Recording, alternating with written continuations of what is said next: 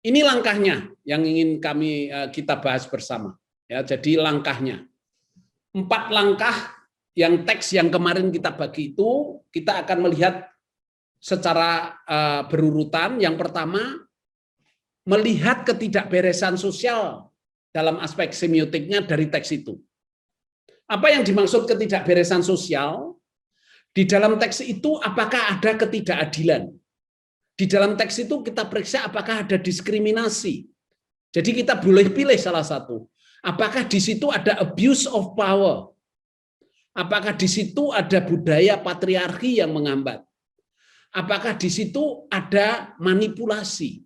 Itu yang dimaksud ketidakberesan sosial. Social wrongs. Ya, social wrongs. Langkah pertama yang kita cari itu. Nanti saya jelaskan satu persatu setiap langkah. Yang kedua, mengidentifikasi hambatan untuk menangani ketidakberesan sosial itu.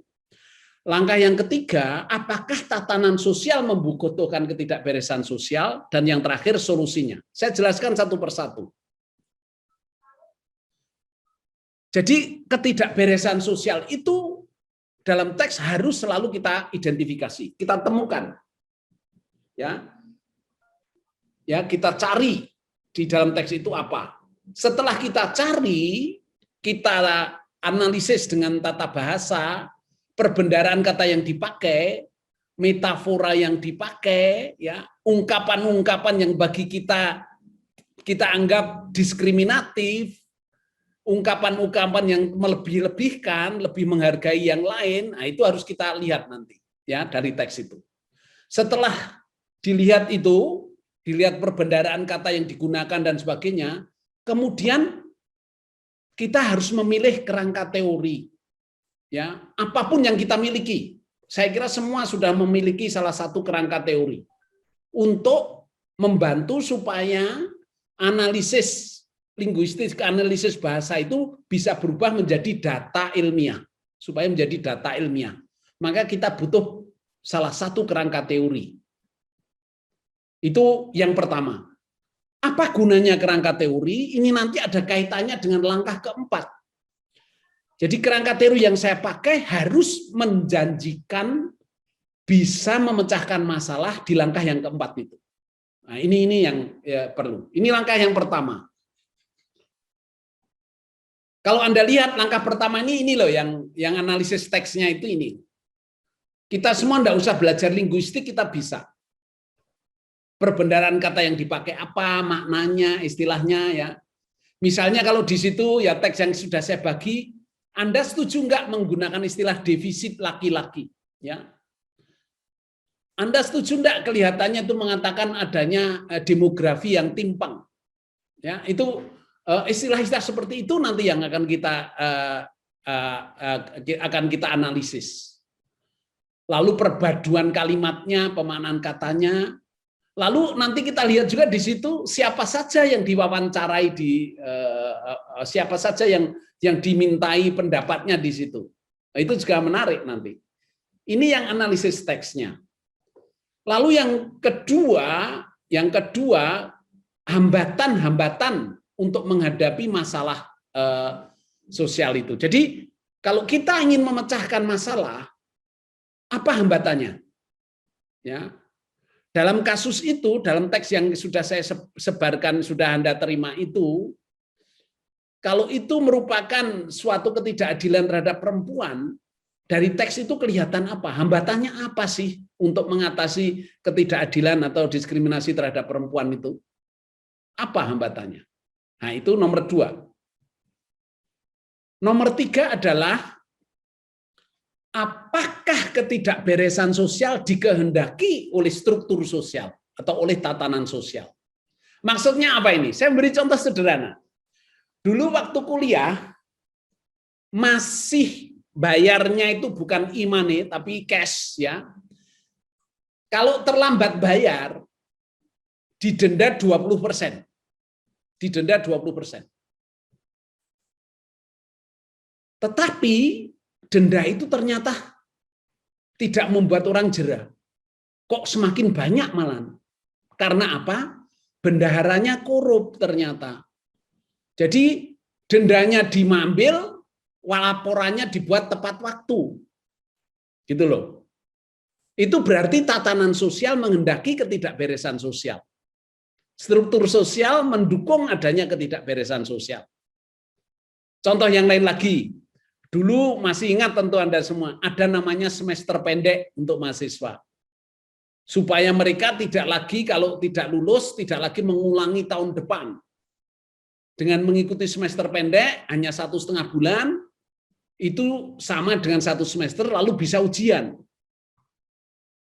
Tetapi kok anehnya, sejak diadakan semester pendek, malah yang nggak lulus banyak gitu loh. Karena apa? Menguntungkan dosen gitu loh. Dosennya untung. Karena honornya bisa banyak, tapi cuma 1,5 bulan gitu loh. Ini tatanan sosial menghendaki ketidakberesan sosial. Oke, 1-3 ini dulu. Apakah ada yang tidak jelas? Langkah-langkahnya 1-3 ini. Ya, 1-3 ini. 1-3 sudah saya jelaskan. Apakah ada pertanyaan? Bagian mana yang tidak jelas? Silakan. Tanya ya, Rom.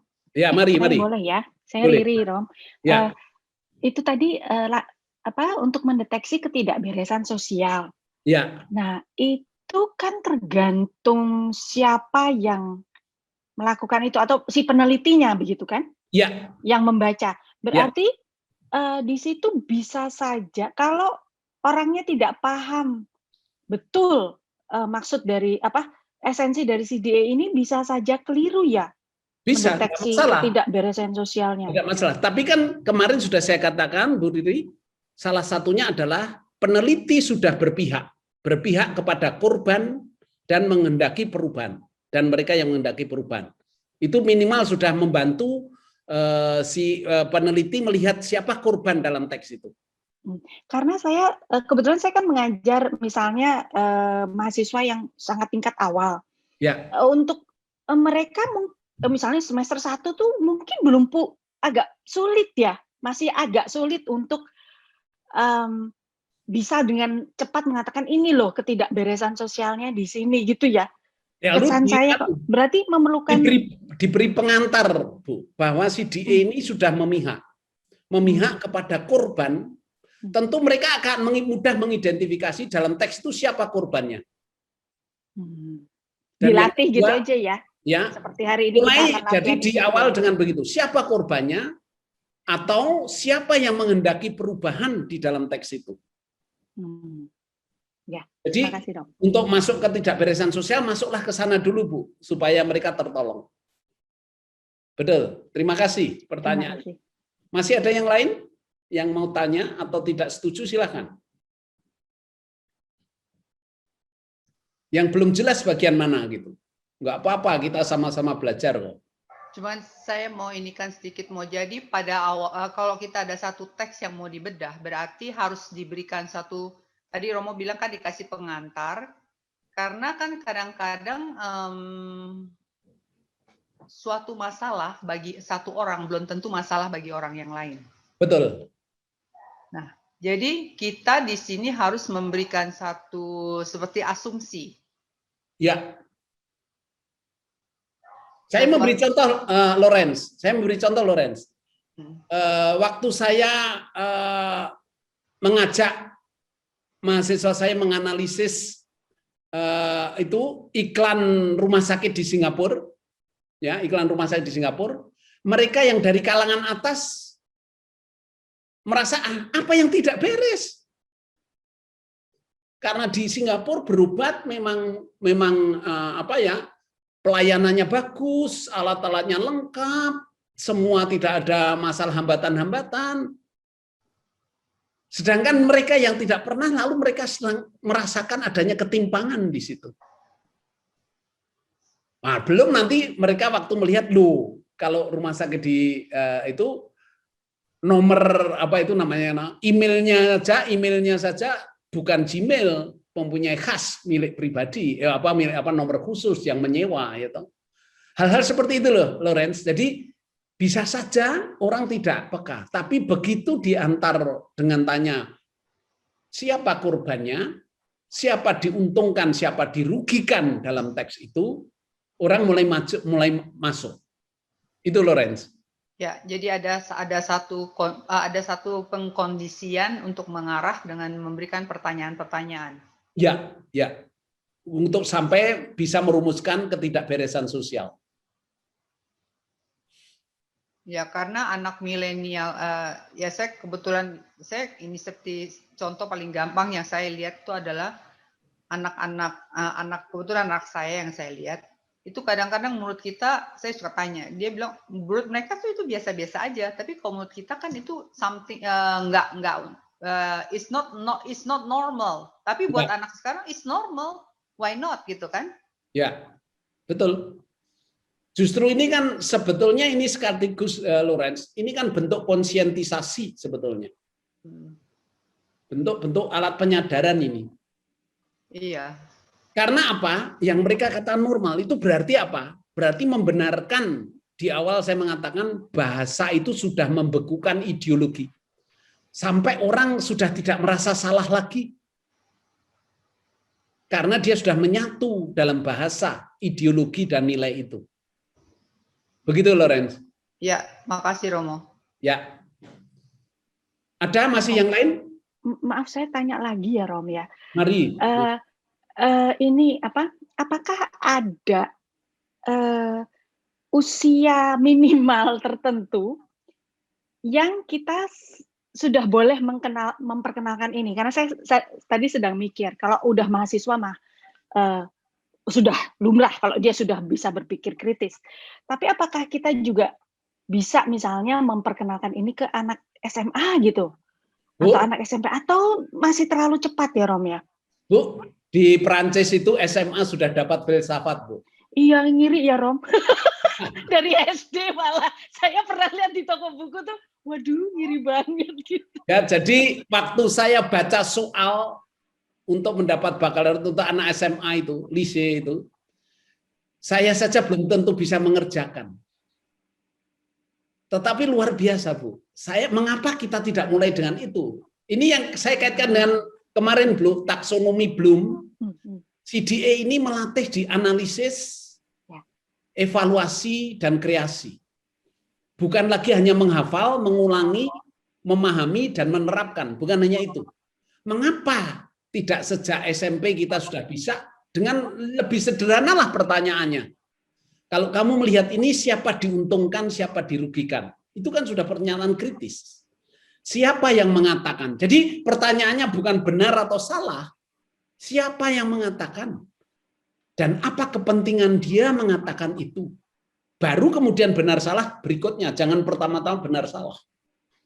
Nah, itu orang menjadi kritis. Begitu loh, Bu Riri. Dan mungkin juga ini melatih anak-anak kita untuk sensitif terhadap mana pemberitaan yang benar. Ya. Karena di balik itu ada sebuah proses proses membuat berita itu gitu kali ya, Rom ya. Ya, betul, betul. Terima kasih, Rom. Masih ada? Silakan. Tidak. Kalau tidak, yang keempat itu jalan keluar. Ya, apa yang kita sebut sebagai kemungkinan untuk identifikasi, mengatasi hambatan-hambatan. Jadi mencari jalan keluarnya. Inilah bedanya dengan teori kritisnya mazhab Frankfurt. Teori kritis mazhab Frankfurt itu tajam melihat kesenjangan sosial ekonomi. Sobotnya itu tidak terjawab. Sedang di sini harus bisa menjawab. Ya. Jadi yang keempat ini jalan keluarnya apa yang Anda usulkan? Nah, biasanya dari penelitian yang ada itu yang saya lihat, jalan keluar ini akan sangat dibantu tergantung pemilihan kita, pilihan teori pada waktu langkah pertama. Itu akan membantu sekali. Jelas yang nomor 4? Belum. Mau diulang lagi, mau. Jadi tadi kan nomor 2 ada hambatan-hambatan mengatasi masalah. Yeah. Terus nomor 3 itu struktur sosial, apakah menghendaki ketidakberesan sosial? Tadi sudah jelas ya. Yeah. Kalau struktur sosial memang terbukti menghendaki ketidakberesan sosial, Jalan keluarnya harus perubahan struktural. Nah, itu baru akan kita terbantu kalau kita menggunakan teori yang benar, yang kita pilih. Itu Mas Topo. Yes, ya. Yang lain? Maaf, tanya lagi. Tadi kan yang langkah ketiga itu apakah struktur sosial menghendaki tersebut, ketimpangan tersebut ya? Ya. Nah, kalau ternyata misalnya nih, ternyata sebetulnya itu orang itu sendiri atau kelompok yang kecil itu sendiri gitu, tidak terlalu terkait dengan struktur sosial yang besar, apakah mungkin tetap pakai CDA ya? Masih tetap. Nggak apa-apa ya? Nggak Pokoknya apa-apa. di mana ada ketimpangan, kita bisa menggunakan. Ya. Oh baik, terima kasih. Masih ada pertanyaan? Mau. Saya melanjutkan Bu Rafaela tadi bahwa ketimpangan itu kan dari sisi pandang ya, Mo ya. Ya. Sebagai salah satu contoh yang kemarin BEM UI itu menyatakan bahwa Jokowi adalah king of lip service gitu ya. Ya. Karena mereka melihat dari sisinya dia gitu ya. Ya. Sementara kalau saya lihat teman-teman di BAG alumni yang biasanya adalah beragama Katolik, mereka langsung mencerca dari itunya, dari kalimat BEM ini. Ya. Nah, memang saya nggak mendapatkan teksnya sebenarnya kenapa Jokowi disebut king of lip service itu, sehingga saya tidak tahu sebenarnya kalau rasional atau enggak sih gitu, atau hanya emosional, keberpihakan tapi emosional gitu, Mo. Nah, nanti itu sebetulnya harus dilihat teksnya, Pak, Mas Topo. Teksnya harus yang diteliti harus teksnya. Kita tidak bisa berandai-andai. Oh, gitu. Nah, lalu nanti kan kita tahu teksnya itu kan yang kita periksa bukan hanya teks. Teks itu kan hanya mediator. Produktornya kita periksa juga, dan kita yang menafsirkan kita periksa juga. Jadi pemeriksaannya 3 tahap. Iya. Jelas ya, Mas Topo? Ya, paham. Yang lain? Tidak. Rom, maaf. Berarti yang tadi kan Romo barusan mengatakan kitanya juga kita harus periksa juga gitu ya? Ya. Berarti kritikalnya di sini tidak sekedar melihat ketimpangan di dalam struktur tersebut, tapi juga kita kritik ke dalam gitu ya, kitanya yang menganalisis itu gitu. Katanya kan di awal, waktu saya memperkenalkan di awal, 3 prinsipnya reflektif. Reflektif berarti juga kritis terhadap diri kita sendiri. Kita membawa nilai, kita membawa ideologi juga. Tadi yang saya beri contoh, ada namanya Mariana Amiruddin itu, membahas tentang Samannya Ayu Utami. Dia mengatakan tokoh-tokohnya bukan Saman di situ. Tokohnya adalah Sakuntala dan 4 perempuan itu. Tapi di akhir dia melakukan kritik. Mungkin karena saya seorang feminis sehingga perspektif saya ke sana. Nah, itu loh model seperti itu.